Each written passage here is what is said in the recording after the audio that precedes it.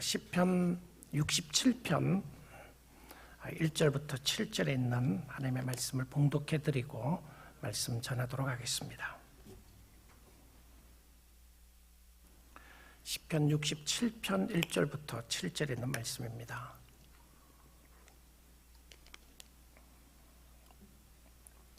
하나님은 우리에게 은혜를 베푸사 복을 주시고 그의 얼굴빛을 우리에게 비추사 주의 도를 땅 위에 주의 구원을 모든 나라에게 알리소서. 하나님이여 민족들이 주를 찬송하게 하시며 모든 민족들이 주를 찬송하게 하소서. 온 백성은 기쁘고 즐겁게 노래할지니 주는 민족들을 공평히 심판하시며 땅 위의 나라들을 다스리실 것임이니이다. 하나님이여 민족들이 주를 찬송하게 하시며 모든 민족으로 주를 찬송하게 하소서. 땅이 그의 소산을 내어주었으니 하나님 곧 우리 하나님이 우리에게 복을 주시리로다. 하나님이 우리에게 복을 주시리니 땅의 모든 끝이 하나님을 경외하리로다. 아멘. 아멘. 하나님의 은혜가 오늘 이 자리에 함께하여 예배드리며 또 말씀을 듣고 있는 우리 사랑하는 교우 모든 분들에게 함께하기를 기도합니다. 내게 은혜를 베푸소서가 원래 우리 교회 표어로 잡았던 말씀입니다. 내게 은혜를 베푸소서. 그래서 시편에 있는 말씀으로 말씀을 전했는데 오늘이 이 시리즈 마지막 설교로 말씀 전하기 원합니다. 하나님 앞에 우리가 긍휼히 여겨주심을 간구하는 것이 축복입니다. 여러분 그렇게 생각해 보셨나요? 하나님 나를 불쌍히 여겨 주옵소서. 이게 축복이라니까요. 우리는 하나님의 은혜와 축복을 받을 자격이 없습니다. 주고자 하는 사람 마음 아니겠습니까? 내가 뭘 잘났다고, 내가 하나님 앞에 뭘 맡겨놓았다고 그렇게 하나님 앞에 달려고 그러겠습니까? 우리는 하나님 앞에 맡긴 것 아무것도 없습니다. 우리는 하나님 앞에 디파짓 해놓은 것도 아무것도 없고요. 뭔가 있다고 한다면 전부 다 쓸모없는 하나님을 모독하는 죄밖에 없었습니다. 나를 섬겨라, 나를 사랑하라, 나만을 따르라, 그 말을 우리는 거부했습니다. 우리의 조상 아담이 하나님의 말씀에 순종하지 않고 불순종하면서 일어났던 사건이었습니다. 너 나에게 불순종하면 반드시 너는 대가를 치르게 될 것이다. 근데 그 대가는 영원한 죽음이라고 이야기했습니다. 그 이야기를 옆에 사단이 듣고 있다가 이야기를 하는 겁니다. 하나님의 임재에 떠나서 하는 이야기가 그 이야기 거짓말이다. 너 정말 하나님은 네가 하나님처럼 될 것을 알기 때문에 그렇게 이야기한 거니까 하나님 말을 듣지 말고 내 말을 들으라고 사단이 꼬였습니다. 놀랍게도 우리의 시조 아담과 하와는 하나님의 말씀에 순종하지 않고 사단의 이야기에 순종했습니다. 그 말을 들었습니다. 처음에는 너무 그럴듯하고 귀에 솔깃하게 들어왔습니다. 선악과를 보니까 너무나도 먹고 싶었고 이것 먹으면 인생이 펼 것 같다는 생각에 유혹에 넘어갔습니다. 하나님의 말씀은 말씀 그대로 이루어지게 되었던 것이죠. 그 결과 그들은 하나님으로부터 쫓겨나게 되었고 에덴 동산에서 쫓겨남으로 하나님 앞에 갈 수가 없게 되었습니다. 인류의 조상 아담의 조상이었던 우리 모두는 하나님 앞에 쌓아둔 것은 진노밖에 없습니다. 잘한 것 하나도 없는데 그 하나님 앞에 간구하기를 하나님 이제야말로 우리를 불쌍히 여겨달라고 간구하는 것입니다. 왜 그렇죠? 그 하나님이 심판주 하나님이시기 때문에 그렇습니다. 그가 모든 결정을 가지고 있고요. 그가 모든 심판과 축복을 가지고 있는데 하나님이 이렇게 사람들에게 약속한 거예요. 너희가 잘못했음에도 불구하고 내가 너에게 새 길을 하나가 줄 텐데 그 길은 바로 내 아들 예수를 믿는 길이라고 이야기했습니다. 너희의 잘못된 모든 죄를 내 아들 예수께 뒤집어 씌워서 잘못을 모든 것을 예수께 전가해서 예수가 너의 죄를 위해서 죽을 텐데 너 믿기만 하면 너 모든 죄를 용서받을 수 있다고 선언해 주신 겁니다. 여전히 아담의 후손들은 그 말을 믿을 수가 없습니다. 말도 안 되는 소리 하지 마십시오. 아니 어떻게 그냥 예수 믿는다고 해서 죄가 없어집니까? 말도 안 되는 소리 하지 마십시오라고 많은 사람들은 거부했습니다. 그런데 오늘 이 자리에 함께하고 있는 저와 여러분은 그 예수를 믿겠다고 고백하고 나온 하나님의 백성들이죠. 예수 믿어보니까 너무 좋은 거예요. 예수 믿어보니까 내가 뭔가 잘나서 믿었던 것이 아니라 하나님의 전적인 은혜였고 축복이었다는 것을 깨닫게 되는 그 순간 그 예수님을 사랑하기 시작합니다. 그 예수님을 찬양하기 시작합니다. 세상에 어떤 어려움과 힘든 일이 있다고 할지라도 그 예수님을 존경하고 공경하며 섬길 수 있는 축복과 은혜를 주셨습니다. 누구입니까? 오늘 이 자리에 함께한 저와 여러분들 아니겠습니까? 얼마나 감사하고 얼마나 찬양을 돌릴 수 있는 분인가요? 그래서 우리는 담대하게 또 하나님 앞에 나아가 하나님 앞에 기도 드릴 수가 있습니다. 영국에서 오랫동안 복음주의 설교로 영향력을 미쳤던 존 스타트라고 하는 목사님이 있습니다. 이분이 많은 책을 쓰고 All Souls Church라고 하는 교회에서 오랫동안 목회를 하게 됐는데요. 이 존 스타트 목사님이 자신이 가장 좋아하는 시편은 바로 시편 67편이다 이렇게 이야기를 했어요.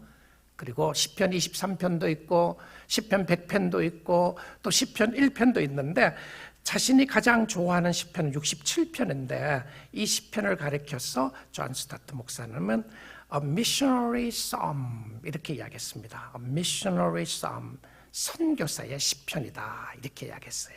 선교사의 시편이다. 저는 오늘 이 시편으로 내게 은혜를 베푸소서라고 하는 마지막 시리즈 설교를 하게 되어서 매우 기쁘게 생각을 합니다. 모든 영광 하나님께로 향하는 모습이에요. 우리는 오늘까지 해서 3번에 걸쳐서 단기 선교 갔다 오신 분들의 간증을 들었습니다. 너무 놀랍지 않으셨나요? 힘들고 어려운 지에 가서 자신의 돈을 쓰고 힘들고 어려운 상황에서 갔다 오면서 기쁨이 넘치는 모습 말입니다. 그리고 너무 좋았다. 휴가 갔다 온 것 같다. 하나님의 역사하심을 보았다. 그리고 하나님을 찬양한다. 하나님의 역사하심을 모습을 보면서 얼마나 좋아하는 모습을 보게 되었습니까? 우리 사랑하는 성도 여러분, 우리는요 하나님의 일하심을 듣는 것이 기쁜 것입니다. 우리 하나님이 얼마나 좋으신가를 이야기를 들으면 내가 너무 좋아져요. 왜냐하면 같은 하나님을 믿고 있으니까 그렇습니다. 내일 저는 캄보디아 솜라인 교회 건축 헌당 예배를 드리며 신학교를 사역을 시작하는 일을 위해서 떠나게 되는데요. 하나님의 역사하심을 또 돌아보게 됩니다. 제가 그곳에 가서 헌당 예배 때 주일 설교할 설교를 생각해 보게 되었습니다. 그리고 매뉴스크립트를 다 작성하고 또 통역을 하기 위해서 미리 보내달려 해서 어저께 그 매뉴스크립트를 보냈습니다. 가슴이 너무나도 벅차올랐습니다. 하나님이 왜 이렇게 일하셨는가? 우리 뉴라이프 선교교회를 통해서 여러분이 보시는 바와 같이 우리는 대형교회가 아닙니다. 그럼에도 불구하고 대형교회냐 소형교회냐 우리에게는 중요할지 모르지만 하나님의 일을 하고 있느냐 아니냐가 더 중요했다는 역사가 있게 되었습니다. 참 많은 교회가 하지 못하는 일들을 하나님은 우리를 통하여 일하시는 모습을 보게 된 것이 너무 감사합니다. 여러분 그렇지 않나요?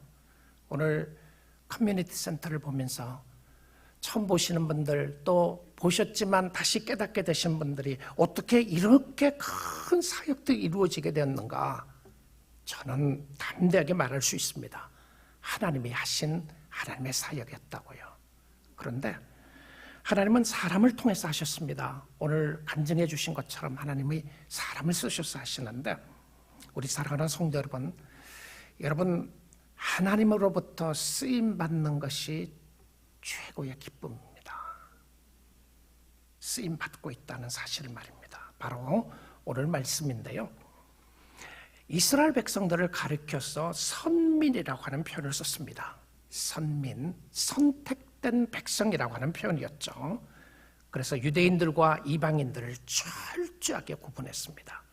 우리는 아브라함의 자손이고 그 말은 우리는 선택된 사람들이고 당신들은 선택받지 못한 사람이야. 그러니까 프라이드가 얼마나 컸는지 모릅니다. 하나님이 천지를 창조하신 우리 하나님이 우리만 택했다는 이 프라이드가 대단했습니다. 그래서 유대인들은 이방인들과 함께 구약성경의 개념으로 보면 예배를 드릴 수가 없었습니다. 그러니까 제사를 드리는데도 유대인들이 들어가는 성전이 있었고요. 이방인들은 어디에서 드렸느냐 하면 성전 바깥 뜰에서 그 표현을 Gentiles court라고 그랬는데요. 이방인의 뜰이라고 하는 뜰에서 제사를 드렸어요. 그럼에도 불구하고 그 하나님이 진짜 하나님이라는 생각을 하고 왔는데 성전 안에 못 들어가는 거예요. 왜냐하면 성전 안에는 선택된 백성만이 들어간다고 생각을 했으니까 바깥에서 예배 드리도록 했습니다. 이스라엘 백성들이 하나님이 택하시고 이방인들과 섞이지 못하게 했어요. 그리고 하나님이 자신만의 하나님이라고 생각을 했고 특별히 자신만을 사랑하시는 하나님이 바로 야훼 하나님 곧 여호와 하나님이라고 생각을 했습니다. 그런데 하나님이 이스라엘 백성들을 선택하신 것은 그들 하여금 하나님을 드러내고 축복의 통로가 되기 위함이었습니다. 그들 스스로만 즐기고 그들 스스로만 선민 사상에 머물러 있지 않고 하나님의 선택의 목적은 하나님의 위대하심을 나타내기 위함이었습니다. 자, 이 말은 하나님이 저와 여러분을 선택하셨어요. We are chosen race. 우리는 정말 하나님의 은혜와 축복으로 선택받은 백성들인데 이 선택받은 백성들의 목적이 있다는 거예요. 우리끼리 잘 먹고 잘 살고 우리끼리 잘났다고 이야기하는 것이 아니라 하나님이 선택받은 목적인데 이거는 이미 구약 성경에도 하나님의 목적을 분명히 드러냈어요. 자, 오늘 시편 67편 1절 한번 보겠습니다. 1절을 보면 하나님은 우리에게 은혜를 베풀어 달라고 기도하는 거죠. 우리에게 은혜를 베푸사. 그 은혜를 베푸실 때 어떤 역사가 나타나나요?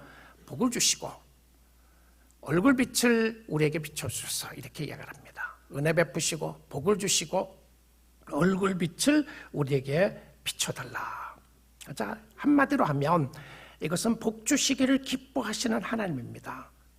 복을 간구하는 것은 좋은 것입니다. 무엇보다도 하나님이 불쌍히 여겨주시고 하나님을 만나는 것이 축복임을 간구하는 것이에요. 하나님, 나를 떠나지 마소서. 하나님이 함께하고 있다면 내가 갈 수 있겠습니다. 힘들고 어려운 이민길이라고 할지라도 외롭고 고독하고 고통과 아픔이 있다고 할지라도 당신이 나와 함께하고 있다는 이 확신만 있으면 내가 갈 수 있겠습니다. 이거죠. 하나님이요, 하나님의 얼굴을 나에게 비춰주면 좋겠습니다. 이게 축복의 모습이에요. 자, 그리고 난 이후에 나오는 단어, 가로치고 나오는 단어가 있습니다. 셀라라고 돼 있죠. 셀라.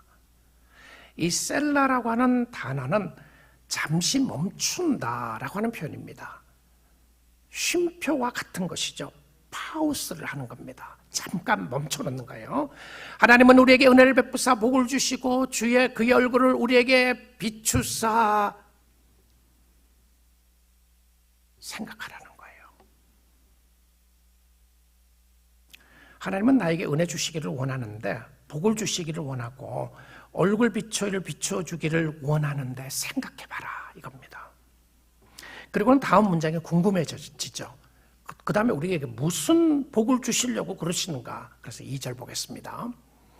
주의 도를 땅 위에 주의 구원을 모든 민족에게 알리소서. 자, 무엇을 이야기했습니까? 하나님 나에게 은혜 주시기 원합니다. 하나님 나에게 축복 주시기 원합니다. 간구하십시오. 하나님 우리 가정을 복받기를 원합니다. 간구하십시오. 그리고는 생각하십시오. 왜냐하면 목적이 있습니다. 하나님이 저와 여러분을 택하신 데 목적이 있어요. 그 목적은 무엇이었냐면 주의 도를 땅 위에 주의 구원을 모든 민족에게 알려주소서. 주의 도는 주의 길이죠. 주의 길을 보여주시기를 원합니다. 나에게만 보여주지 마시고 다른 사람에게도 모든 민족에게 보여주시기를 원합니다.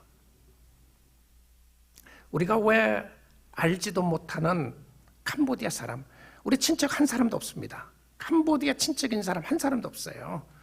그 땅 여러분의 고향과도 상관없는 땅이고요. 그 땅의 백성들 우리는 잘 모르는 사람이었습니다. 그럼에도 불구하고 왜 우리의 눈물과 기도와 우리의 물질과 우리의 정성을 거기에 쏟았습니까? 바로 이 기도 때문에 그렇습니다.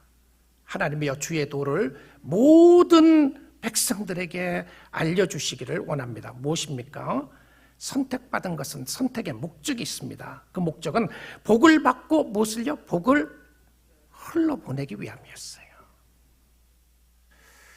여러분 혹시 한번 잠깐 돌아보시면서 여러분이 예수를 믿고 난 이후에 너무 기뻤잖아요. 지금도 기쁘죠. 그런데 여러분이 예수를 믿고 난 이후에 여러분 때문에 복받은 사람이 있나요? 영적인 복을 받은 사람. 있죠. 확실하게 있죠. 여러분 자녀들, 그렇죠? 어떤 분들을 보면 부모님들의 믿음 때문에 자녀들이 복음을 전하는 역사가 있었어요. 자녀들이 있었습니다. 그러면 가정을 떠나서 여러분 때문에 복받은 사람이 있나요? 여러분 때문에 주위의 친척들이나 주위의 사람들이 예수께로 돌아오는 역사가 있었습니까? 여러분 때문에 선교 지역에 역사가 있었나요? 여러분 동참하셨죠. 어떻게 해요? 기도로 동참하셨어요. 물질로 동참하셨습니다. 선교 지역에 가면서 동참하셨어요. 이걸 하나님이 기뻐하셨다는 것입니다. 이것이 하나님의 의도였고 축복이었다는 거죠. 자, 그래서 3절 한번 보겠습니다. 하나님이여 민족들이 주를 찬송하게 하시며 모든 민족들이 주를 찬송하게 하셔서. 자, 지금 신약 시대가 이야기하는 거 아니에요. 구약 시대였음에도 불구하고 이스라엘 백성들을 선택하신 그 이유는 그들로 통하여 축복의 통로가 되기를 원하는데 복을 받았습니다. 복을 받은 목적은 다른 사람에게 복을 흘러보내기 위함이었다는 것입니다. 이게 뭐죠? 전도와 선교입니다. 전도와 선교죠. 이거 하나님은 굉장히 기뻐하시는 일입니다. 성도들이 주를 찬양하는 건 너무너무 기뻐하세요. 캄보디아 가신 분들 그런 이야기를 하잖아요. 캄보디아 가서 언어도 모르는데 아이들하고 함께 찬양하면서 예배 드리면서 너무너무 좋았대요. 왜 그러나요? 함께 예배 드리고 있다는, 함께 하나님을 찬양하고 있다는 것이 하나님이 너무너무 기뻐하는 모습을 보게 됩니다. 다른 성도들과 함께 찬양하는 거예요. 그래서 여러분 개인적인 예배와 프라이빗 월십과 퍼블릭 월십은 차이가 있습니다. 여러분 개인적으로 하나님 앞에 기도하고 찬양하고 말씀 읽는 시간은 개인적으로 할 수 있어요. 그런데 이 공예배는 함께 모여서 찬양하는 것은 하나님의 백성들과 함께 주를 높이기 위함이었어요. 그래서 우리는 이 공적 예배를 굉장히 중요하게 생각을 합니다. 하나님의 백성이 되고 나서는 함께 주님을 높이고 주님을 찬양하는데 이 가운데 여러 상황과 형편이 다름에도 불구하고 우리 하나님을 함께 높이는데 모든 민족이 주께로 돌아오는 것을 주님이 기뻐합니다. 모든 민족 속에 누가 있나요? 가난한 자, 부한 자, 여자, 남자, 어린아이, 어른, 동양 사람, 백인, 흑인, 중동 사람, 아시아 사람 다 포함된다는 것이죠. 이 모든 사람들이 주께로 돌아오는 것을 주님이 굉장히 기뻐하신다는 거예요. 우리는 이 하나님의 목적을 잊어버릴 수 있는 위험한 유혹이 있다고 이야기를 합니다. 데이비드 프라이스 쓴 그리스도 중심의 설교에서 그는 이렇게 이야기를 합니다. 하나님의 은혜는 나에게 축복과 평안과 안식을 준다. 맞습니다. 아멘이죠. 하나님의 은혜는 나에게 축복과 평안과 안식을 준다. 그런데 그 목적을 잊어버리기 쉽다. 우린 목적이 있는 구원받은 사람들인 거예요. 하나님의 은혜를 받은 사람이 은혜를 하나님의 목적과 단절을 시키면, 그래서 이 표현이 영어 표현에 disconnect라고 하는 단어를 썼더라고요. disconnect. 그러니까 하나님의 은혜를 받았어요. 그런데 이 하나님의 은혜가 하나님의 목적과 disconnect 시키면 슬프게도 그 결과는 자신이 중심된 기독교가 되므로 하나님의 목적을 잊어버리게 된다. 미센터 크리스천티가 되는 거예요. 진짜 이건 크리스천티라고 말해야 될지 모르겠어요. 크리스천티 자체가 그리스도 중심이 돼야 되는데 은혜, 축복 자꾸 이야기하는데 전부 다 내 중심이 된다는 거죠. 축복은 반드시 나로부터 시작해야 합니다. 그런데 나에게서 끝나면 안 돼요. 여러분 귀한 사역에 동참하시는 겁니다. 우리 사랑하는 교회 여러분, 정말 여러분 축복하고 싶습니다. 이건 제가 하는 사역이 아니고요. 누가 하는 사역이 아니라 특별히 우리 풀러턴 뉴라이프 선교교회가 우리 교인들이 하나님이 우리를 쓰신 거예요. 쓰시면서 하나님의 복음을 전하기 위해서 여러 지역에 하나님의 은혜와 축복을 누릴 수 있도록 했던 모습을 보게 됩니다. 주의 말씀에 순종하고 주를 따르는 것이 은혜였는데요. 캄보디아에서 함께 그들과 예배드리고 참 기쁜 것이죠. 열방을 향한 하나님의 마음을 보기 때문에 그렇습니다.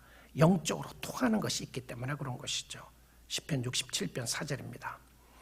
온 백성은 기쁘고 즐겁게 노래할지니 주는 민족들을 공평히 심판하시며 땅 위의 나라들을 다스릴 것임이니이다. 셀라. 자, 하나님의 통치를 이야기해요. 그리고 이 하나님의 통치 앞에 모든 백성들이 기쁘게 하나님을 찬양하고 있는 모습을 보게 됩니다. 왜냐하면 하나님은 공평하게 다스리시고 땅의 모든 나라를 The Lord reigns, 주님이 다스리고 있습니다. 우리 하나님이 이 세상을 다스리고 있어요. 여러분 너무 불안하시나요? 너무 절망이 되시나요?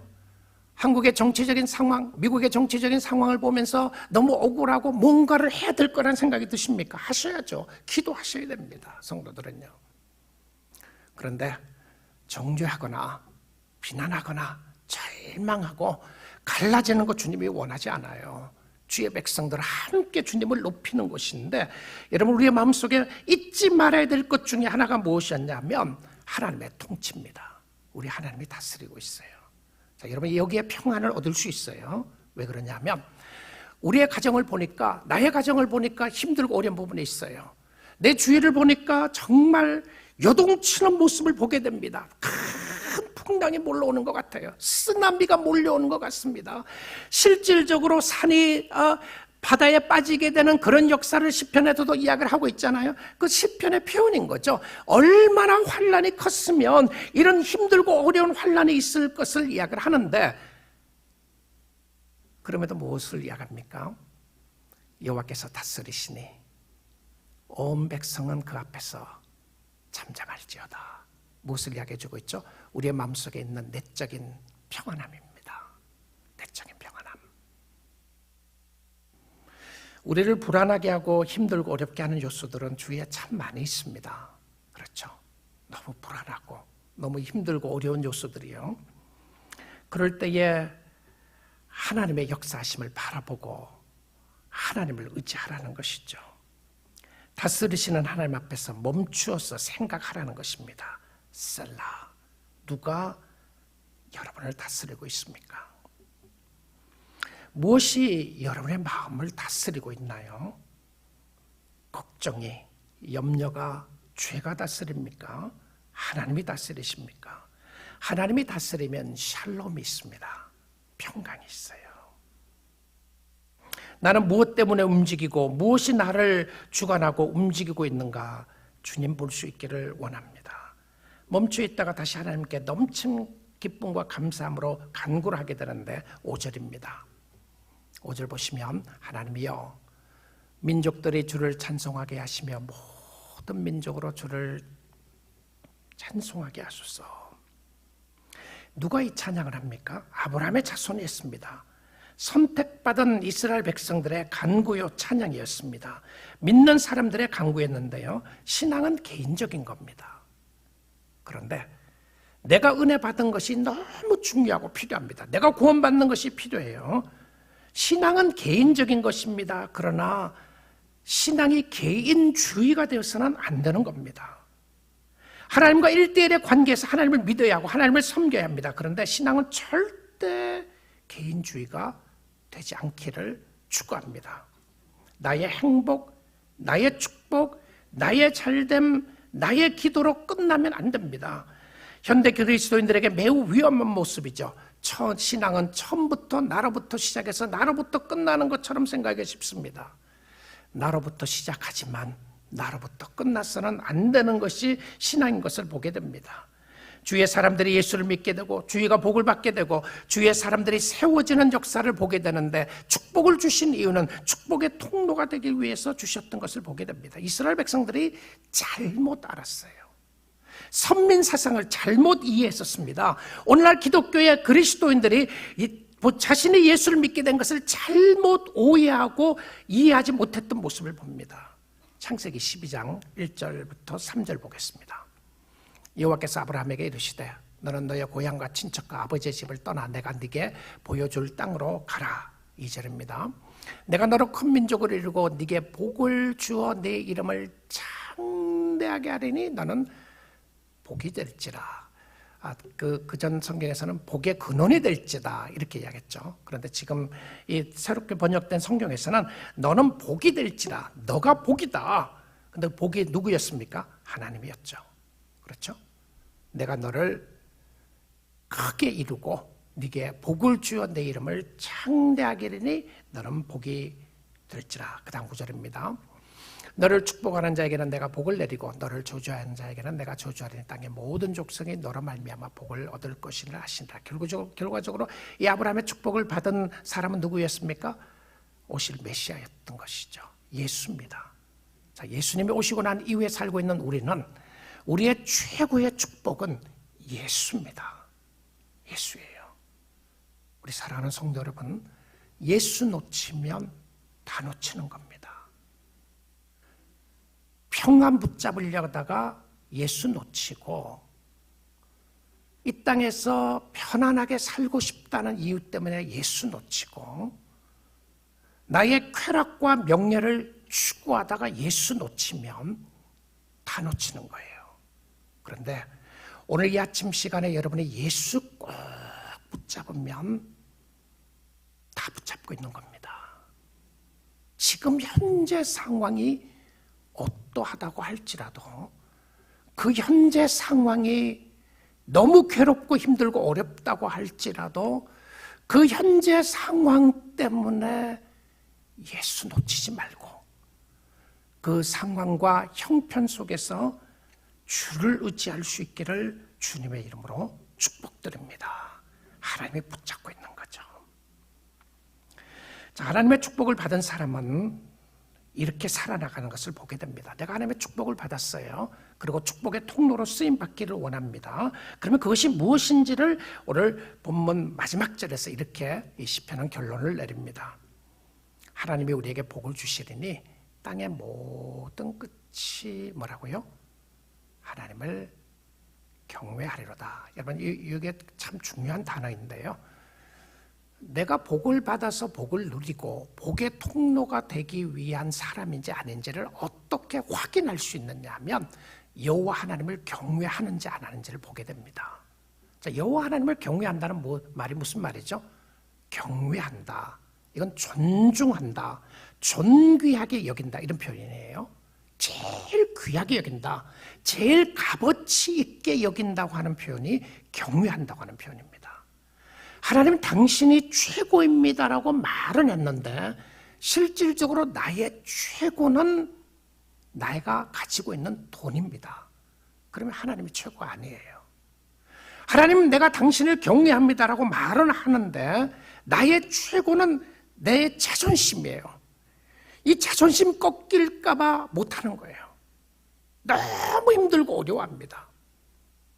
하나님이 최고입니다라고 이야기하는데 결국은 내가 뭔가를 가지고 있는 그것이 최고라면 하나님을 존귀하게 여기지 않아요. 하나님을 존중하게 여기지 않으면, 경외하지 않으면 하나님을 우습게 여깁니다. 여러분 사람을 우습게 여길 때 어떤 결과가 나타나는지 알죠? 내가 원할 때는 관계하지만 원하지 않을 때는 안 하는 겁니다. 그 말 듣기 싫으면 안 듣고요. 듣고 싶을 때만 들어요. 그런 내 마음대로 그 사람을 대합니다. 그게 뭐죠? 하나님을 우습게 여기는 거죠. 사람을 우습게 여기는 건 마찬가지입니다. 그런데 존중히 여긴다고 하는 그 의미는 하나님 정말 내가 주님 사랑합니다. 당신이 나의 삶의 최고입니다라고 고백하는 것이죠. 잠언 19장 23절 한번 보겠습니다. 여호와를 경외하는 것은 한번 보십시오. 여호와를 존중히 여기는 것은 사람으로 생명에 이르게 하는 것이라. 진짜 사는 것이라는 거예요. 여러분 삶의 진정한 의미를 부여할 수 있는 부분이 뭐냐면 내가 살만 난다. 혹시 연세 드신 분들 무슨 의미로 사나 그러신 분 없으시죠? 우리 교회 성도는 안 그러신 것 같아요. 살만 난다. 근데 살만 난다고 했을 때에 건강하시니까 그러시나요? 그것도 찬양합니다. 너무 좋은 거죠. 그런데 정말 살만 나는 게 뭐죠? 여호와 경외하는 거예요. 여러분 끝까지 주님 잘 경외하십시오. 우리 젊은이들 함께하고 있는 우리 모든 성도님들 여호와를 경외하는 것이 사는 겁니다. 여호와를 경외하는 것은 사람으로 생명이 이르는 것이라 뭐라고요? 경외하는 자는 족하게 지내고 재앙을 당하지 아니하느니라. 아멘. 할렐루야. 할렐루야. 아멘입니다. 여호와를 경외하는 자는 족하게 지내고, 무슨 말입니까? 여호와를 경외하는 자는 만족하고, 이런 표현입니다. 만족한다. I'm satisfied. The one who fears God finds satisfaction in the Lord. 주 안에서 만족한 거예요. 우리는 자연적으로 만족하지 못하고 사는 습성이 있습니다. 죄의 습성 중에 하나는 만족하지 못하는 거예요. 족하지 못하는 거죠. 만족하지 못하니까 불평이 있는 거잖아요. 만족하지 못하니까 염려가 있는 거잖아요. 요거 이루어지면 만족할 것이다. 그거 하나님이 책임져 주실 거예요. 근데 하나님이 저와 여러분에게 요구하는 건 뭐냐 하면, 너는 나를 경외해라, 이겁니다. 경외하라. 자, 그 다음 구절 한 구절만 더 보겠습니다. 시편 34편 9절인데요. 너희 성도들아, 여호와를 경외하라. 여호와를 존중히 여기라. 그를 경외하는 자에게는 부족함이 없도다. 누가 부족함이 없어요? 그를 경외하는 자는 부족함이 없다라고 이야기를 합니다. 여호와를 경외하지 않을 때에 세상으로부터 두려움이 엄습해 옵니다. 하나님을 두려워해야 세상이 두렵지 않는데, 우리는 세상이 너무 두렵고 문제가 너무 크게 보이고, 그런 상황에서 우리는 여호와를 경외하는 법을 배워야 합니다. 복음 전파와 선교는 성도의 생명과도 같은 것인데, 한 영혼을 가슴에 품고 그들에게 축복을 흘러보내겠다, 주님이 너무 기뻐하는 모습입니다. 여러분, 여러분의 틀에 가두어 있는 신앙생활을 복을 받은 백성으로서 여호와를 경외하고 그 복을 흘러보낼 수 있기를 원합니다. 그것이 우리의 목적이었습니다. 오늘 이 설교를 주님의 마음을 다 축복한 제사장의 축복으로 마치려고 합니다. 우리가 예배 이후에 늘 축도하는 모습이 구약성경 민수기 6장에 나오는 모습인데요. 하나님은 하나님의 백성들을 너무 사랑하시고 축복하기를 원하세요. 여러분이 복을 받고 복을 누리기를 원하고, 그 복이 예수 그리스도인 것을 이야기합니다. 그래서 예수를 믿고 예수님을 사랑하는 자들에게는 이 땅에서 영원토록 최고의 복을 받게 되었는데, 하나님의 복을 늘 이렇게 선포하면서 그 복을 누리고 그 하나님의 임재하심 가운데 살기를 원하시는 모습이 민수기 6장 22절부터 27절입니다. 여호와께서 모세에게 말씀하여 이르시되, 하나님께서 직접 말씀합니다. 아론과 그의 아들들에게 말하여 이르기를, 너희는 이스라엘 자손을 위하여 이렇게 축복하여 이르되, 이렇게 축복해라, 이거죠. 24절입니다. 여호와는 내게 복을 주시고 너를 지키시기 원하며. 이 하나님의 백성들의 선포하는 모습인데, 하나님은, 하나님의 백성들이 주님은 나로 하여금 괴롭게 살기를 원하지 않아요. 맞습니까? 주님은 나를 괴롭히는 사람이 아니에요. 근데 나를 괴롭히는 것이 무엇이죠? 환경이잖아요. 죄죠, 결국은요. 자, 이 환경 속에 나를 괴롭히는 것을 마름 라인으로 쫙 내려가 보게 되면 결국은 죄잖아요. 환경을 통해서 오는 죄의 모습이 나를 괴롭게 합니다. 그런데 이 땅에 살려고 하니까 꼭 필요한 요소들이 있단 말입니다. 근데 그 요소를 어떨 때는 더 가지고 싶고, 어떨 때는 덜 가졌기 때문에 불평하고 원망하고, 더 가졌기 때문에 교만하고, 결국은 세상이잖아요. 그러니까 우리를 찌르는 것은 세상입니다. 영적 생활의 방해 요소들은 세상인데요, 이 세상의 가치를 가지고 다스리는 사람이 누구죠? 사단이죠. 사단 위에 누가 계시나요? 하나님이 계세요. 사단도 자기 마음대로 하는 것이 아니라 하나님의 통치 아래 있는데, 그런데 하나님이 이 땅에 사는 동안에 이 사단의 역사를 멈추지 않아요. 사단은 언제 완전하게 가두십니까? 종말에 세상 끝날 때 사단을 무적행에 영원히 가둬놔요. 미혹하지 못하도록 말입니다. 영원히 형벌을 받게 하는데 이 땅에 살아나가는 동안에는 사단의 역사를 끊임없이 그냥 허락해 놓으신 거예요. 나에게 왜 욕망이 있는가? 왜 디자이어를 이렇게 있게 되고 왜 이렇게 하나님 앞에 고백하고 회개함에도 불구하고 여전히 죄를 짓고 있는가? 왜 그렇습니까? 죄의 습성 때문에 그래요. 그리고 그 죄의 습성을 가지고 사단이 끊임없이 우리를 유혹하고 미혹하기 때문에 그런 겁니다. 그런데 하나님은 성도를 유혹하지 않습니다. 하나님은 성도를 죄짓게 하지 않아요. 하나님은 절대 우리로 하여금 그 악한 길에 빠지는 걸 원하지 않습니다. 하나님 건져내 주세요. 하나님 앞에 부르짖기만 하면 하나님이 건져내 주시는데 하나님의 근본적인 의도는 우리로 하여금 복을 주시기를 원하는 거예요. 그런데 왜 내가 원하는 복을 어떨 때는 갖지 못했는가? 몇 가지 이유가 있습니다. 첫째는요, 그것이 진짜 주님이 주시고자 하는 복이 아닐 때에 그럴 수 있어요. 아니면 순간적으로 내가 그걸 너무 사랑하고 있으니까 그것 전부가 아니라는 것을 깨닫게 하기 위해서 어려움을 허락할 때가 있습니다. 그래서 환난이 우리에게 유익이라고 하는 의미가 뭐죠? 고난이 나에게 유익이 되는 이유는 그런 말미암아 하나님의 율례를 배우게 되었다. 무슨 말이죠? 고난을 통해서 하나님 앞에 가까이 가는 걸 배웠다. 이 말은 내가 고난 당해 보니까 이 땅의 것이 전부가 아니더라라고 하는 것을 깨닫게 된 거예요. 고난을 당해 보니까 이거 붙잡고 있었던 것이었는데 이거 붙잡고 있음으로 말미암아 주님을 놓쳤더라는 것을 언제 깨닫습니까? 고난을 통해서 깨닫는 거죠. 그런데 하나님은 여러분에게 복을 주신 하나님이십니다. 믿으십시오. 하나님은 좋으신 하나님이시고요. 그 좋으신 하나님은 가장 신실한 길로 인도하신 하나님이시고 그 하나님을 우리가 믿고 있는 거예요. 여러분의 생각이 어떠하든지 여러분의 생각을 하나님 앞에 굴복시키고 말씀으로 따라 나가면 말씀 앞에 순종하면 반드시 축복의 길로 인도하여 주실 줄 믿습니다. 주님 따라가는 거죠.